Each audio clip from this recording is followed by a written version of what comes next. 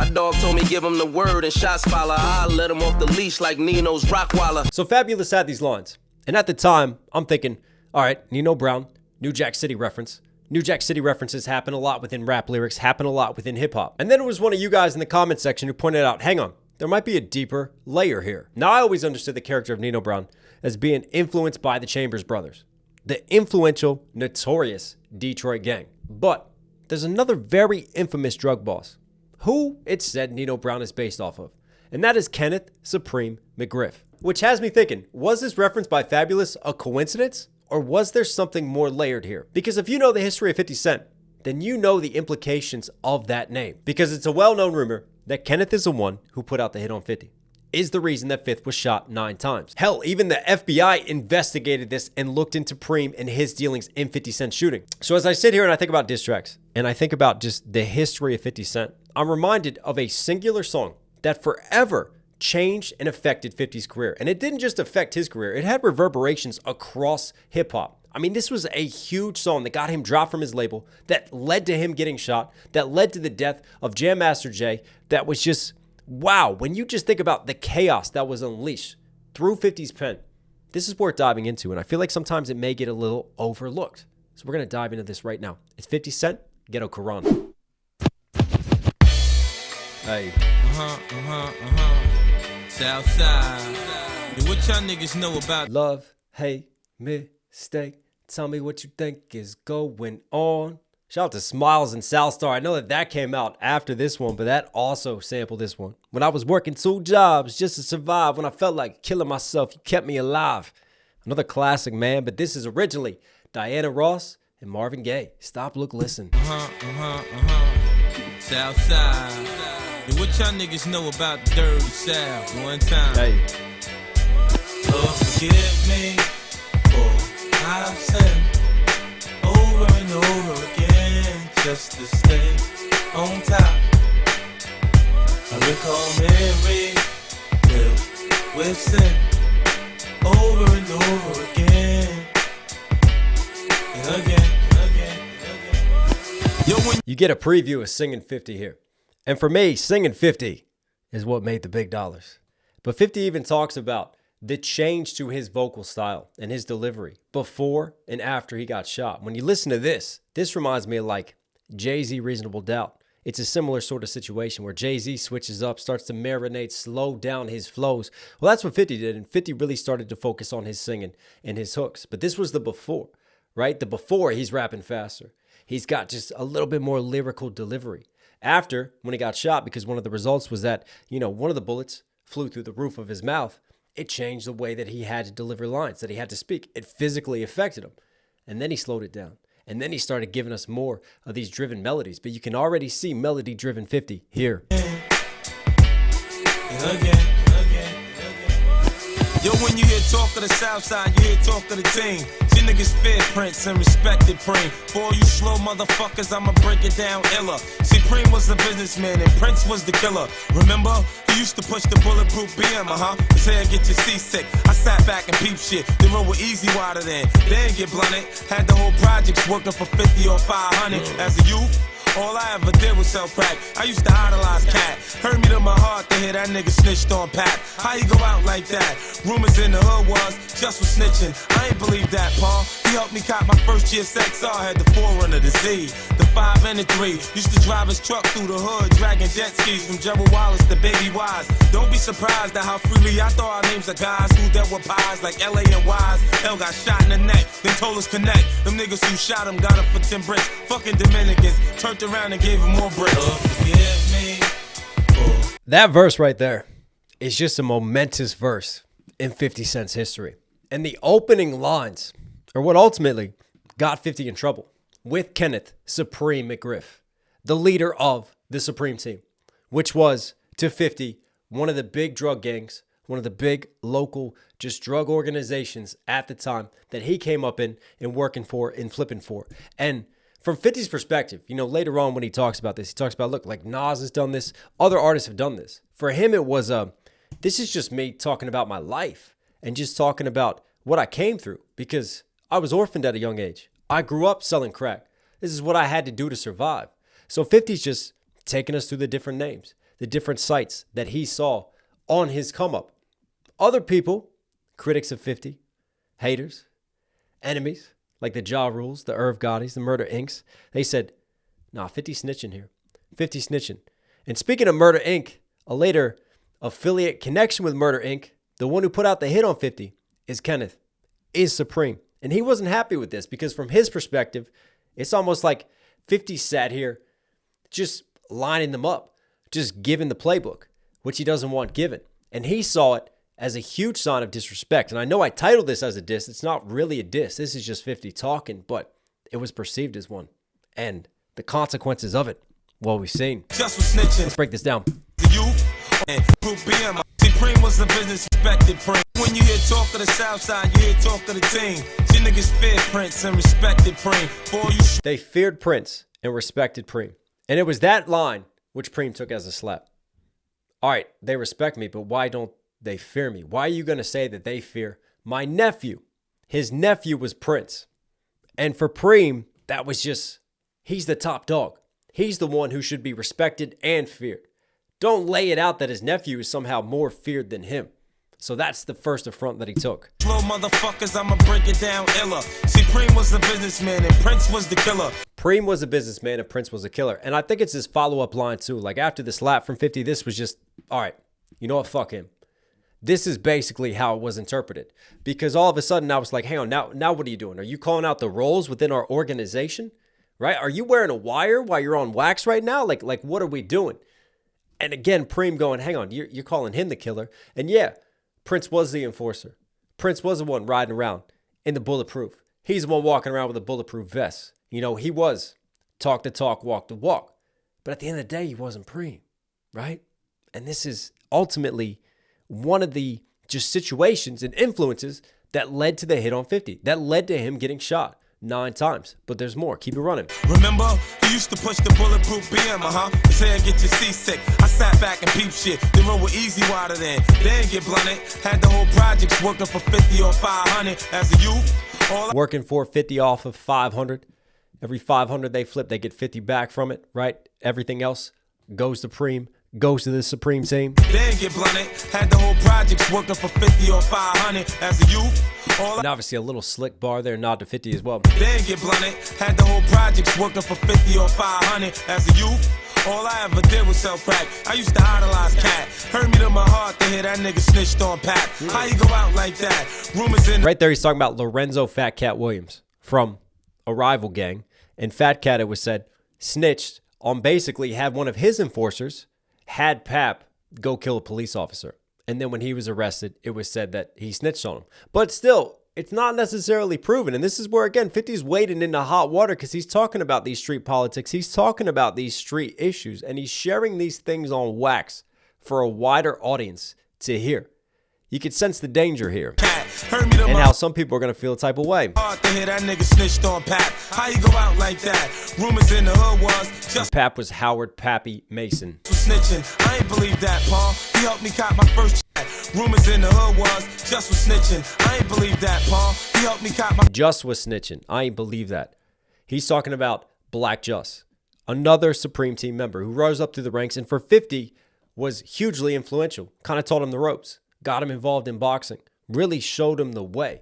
And 50 always looked up to Just. First year XR had the 4 under the Z, the 5 and the 3. And you just talk about how the web gets woven and how things start to connect. 50 looks up to Just, and Supreme loves Just too. And ultimately, it wasn't 50 that was Supreme's downfall. It was Just. But we'll get to that. Used to drive his truck through the hood, dragging jet skis from Gerald Wallace to Baby Wise. Don't be surprised at how freely I throw our names of guys who dealt with pies like LA and Wise. L got shot in the neck, then told us connect. How freely I talk about guys dealing with pies.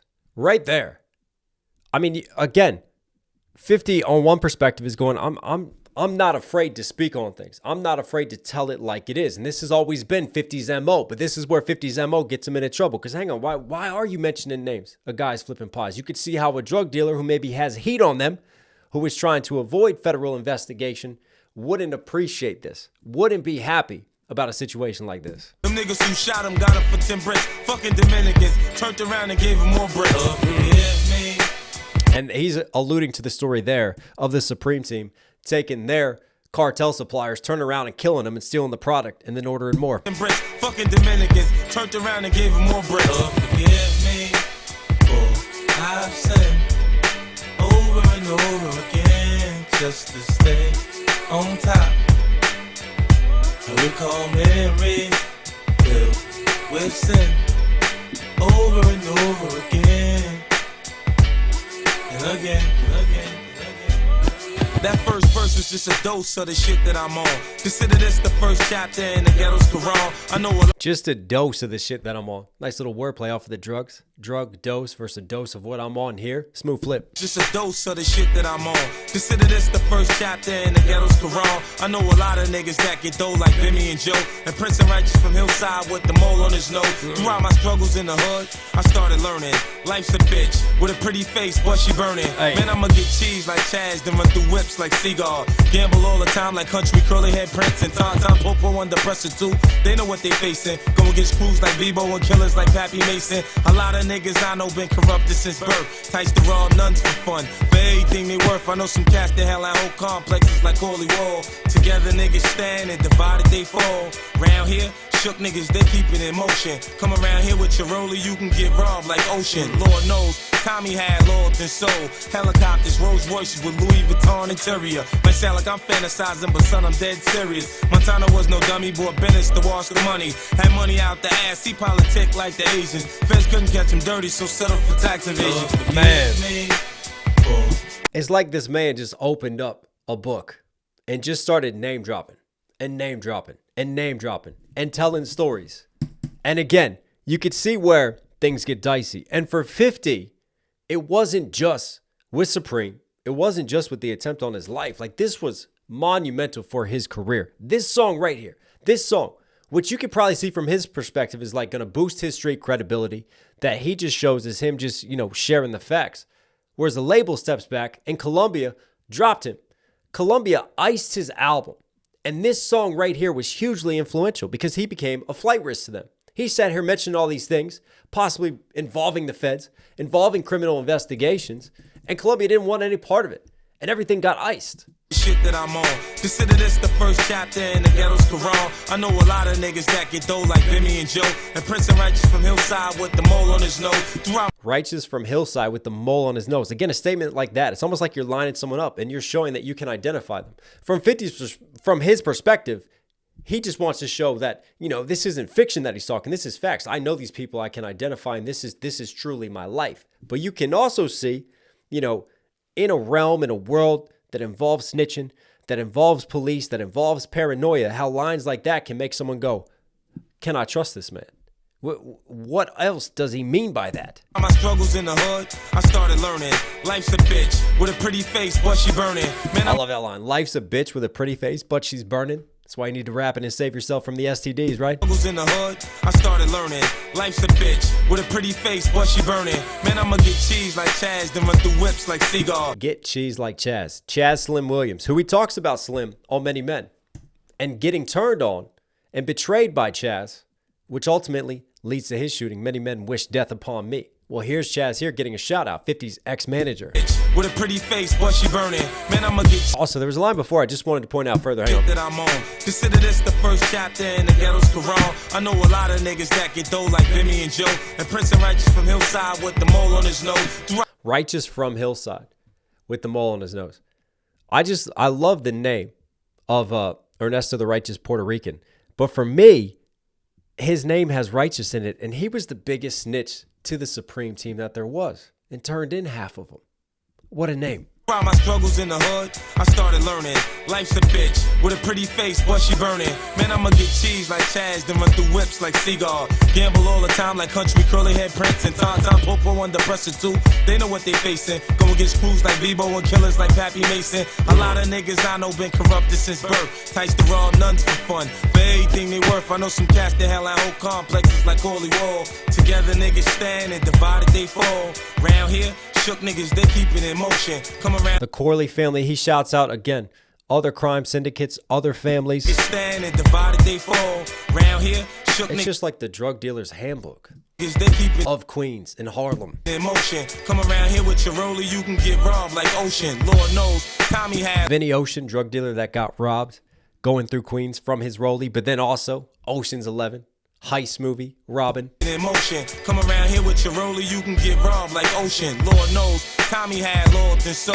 Helicopters, Rolls Royces with Louis Vuitton interior. Might sound like I'm fantasizing, but son, I'm dead serious. Montana was no dummy, bought Bennett's to wash the money. Had money out the ass, he politic like the Asians. Feds couldn't catch him dirty, so settle for tax evasion. Hey. Forgive me for I've sinned. Thomas Tony Montana Mickens. And listen, if the feds can't get you one way, they'll try to find another way as long as they can get you in jail. And then they can either make you look like a snitch or get you to snitch. Dirty, so settle for tax evasion. Forgive me for I've sinned over and over again, just to stay on top. I recall memories filled with sin over and over again, and again, and again, and again. Yo, rest in peace to Rich and Ron. Money what they was about, yo. Rest in peace. And then you see Rich Porter, another famous drug lord, and 50 paying homage. But again, zoom out, a label going, what is getting celebrated here? What is getting talked about and discussed often? Flight risk. Drop this man. Yo, rest in peace to Rich and Ron. Money what they was about, yo. The twins was from Queens but got crazy cream without pole. Throughout my time I heard tales of Jaime, Frenchie, Jamaican Paulie, Ducky Corley, Rodney Bumpet chick shit. A lot of niggas flow the way I flow, but ain't been in the game all their life, so don't know who I know. Writing rhymes is the best way I express how I feel. If I ain't rich by 26, I'll be dead or in jail. Coming up, I heard If I ain't rich by 26, I'll be dead or in jail. There's the title right there for Get Rich or Die Trying. And man, he called that. I express how I feel. If I ain't rich by 26, I'll be dead or in jail. Coming up, I heard sipping too much booze will leave you confused. And if you watch the news, you see players in this game that lose. I'm forgetting Lefty and Jazz, Pretty Tony and Lance, Head Luke, Mel Son, Troy and E Money Bags. In a conversation over shrimp and lobster, and Benny Hannes heard Chico stop boxing and started robbing diners. Shout out to Clarence and Clutch, Bob Dre, Black Will. If the flow don't kill you, the Mac will. Forgive me. If the flow don't kill you, the Mac will. And I want to point out, because there's a lot of names shouted out, but the E Moneybags story is really interesting. Because E Moneybags was also a rapper. You know, he was on tracks with Noriega. He was affiliated with Mobb Deep and Prodigy. Hell, he even went after Jay-Z one time and dropped some Jay-Z disses. And Prodigy called into Hot 97 and gave him the phone so he could argue with Jay-Z. But the E Moneybags story, E Moneybags wanted to take out Kenneth Supreme McGriff. So he went after Preem. And it was a botched attempt. And basically, it was Black Just who got killed. And Preem loved Black Just. He was one of his most loyal soldiers. Rose up through the ranks. He was one of the few that he truly felt like he could trust. He even drove him to the hospital. And he died in his arms. And Preem didn't forget that. So Preem plotted revenge. And ended up putting out a hit and having E Moneybags killed. And even Prodigy talked about this situation and rapped about the situation from Mobb Deep. Rest in peace. But going beyond that, it was ultimately that situation that landed Preem in jail because he got charged for murder for hire and got in trouble because of that situation and also for the murder of Troy as well. So those two situations are what ultimately led to his downfall and led to his life sentencing. I just thought it was an interesting way of things kind of coming back around full circle and just tie-ins because you think about what Black Just meant to 50 Cent, but what he also meant to Preem and then tying that back in to Preem's demise. Black will, if the flow don't kill you, the Mac will. Forgive me. And if the flow don't kill you, the Mac will. There's one other story that we should talk about. You know what? Let's let this run, and then let's talk about Jam Master Jay. I've said over and over again, just to stay on top. I recall memories filled with sin, over and over again, and again. How to Rob, another diss.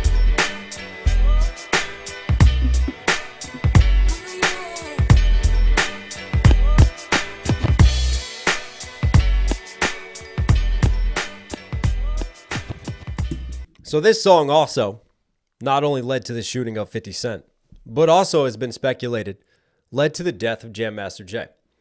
Because 50 made an enemy out of Preem through this track. Once 50 made an enemy of Preem, who was well connected within hip hop, tried to blacklist 50. And you think about the Jam Master Jay tie-ins, like Preem in the early days was known for his house parties. He would bring Russell Simmons over before the Def Jam days. He would bring the Beastie Boys out. He would bring Run DMC and put them on. He was well connected within hip hop. And one other thing I want to note about Kenneth Supreme and his hip hop connections was it didn't just extend to Run DMC. It didn't just extend to Russell Simmons. Eventually, he linked up with Irv Gotti and Murder Inc. But through that linking, we all know the history of Irv and Ja Rule, especially, and his feud with 50 Cent. And it was rumored at the time that one of the reasons why Preem was able to get the hit on 50 was because Murder Inc. was keeping tabs on 50's movement. And they would let Preem know about 50's movements. And that's eventually how Preem set up the hit on 50. So you have the Murder Inc. tie-ins as well, which again, there's spider webs upon spider webs being woven here. It's just crazy, the connections to all of this. Starting yet again from this one singular track. So you think about those tie-ins, but it was Jam Master Jay who actually first signed 50. Who first mentored 50 and really believed in 50 before 50 ended up signing and moving on to Columbia Records. And then what Preem wanted to do after this drop, Preem wanted to blacklist 50. So he wanted to make sure that 50 couldn't work with anyone. And the label also pretty much blacklisted 50 because they didn't want to get in trouble to deal with this whole situation as well. So 50 being blacklisted didn't really have anyone to turn to. There was one person who kept mentoring him. There was one person who still believed in him. That was Jam Master Jay. And it's rumored, again, this is all allegedly to this day, that one of the reasons that Jam Master Jay was killed was because of this track, because of the 50 Cent situation, because he didn't listen to the blacklist order. And that's why Preem had him killed. And then 50, going from this, goes up to Canada to record his mixtapes because, again, he's blacklisted, records his mixtapes, has a tie-in with his lawyer, passes a tape over to a manager named Paul Rosenberg. Paul Rosenberg gives that mixtape to Eminem. Eminem hears it. I got to take this to Dre. Takes it to Dr. Dre. They listen to it. And what do you know? 50 Cent gets signed to Shady Aftermath. And the rest is history. But you just zoom out from all that. And you just think about how many lives and how pivotal one singular song was. Especially in the career, in the rise of 50 Cent. In his story of him getting shot. In the live loss of Jam Master Jay. Just how impactful a singular track has been on hip hop and its implications, not just for 50, but across the industry. I mean, it is wild. And I'm glad that we kind of went back and did this deep dive. But yeah, I hope you guys liked today's video. Listen, if you're here at the end, obviously enjoying the content. Do me a huge favor, support the channel directly. Subscribe, notifications on. It all helps. It all goes a very, very long way. Listen, your time is so valuable. You can spend it anywhere for whatever reason you choose to spend some of that valuable time with me. I'm forever grateful for that. Thank you so much. I love you. Stay safe, stay positive. Take care of this, take care of this. You know I'll catch you again.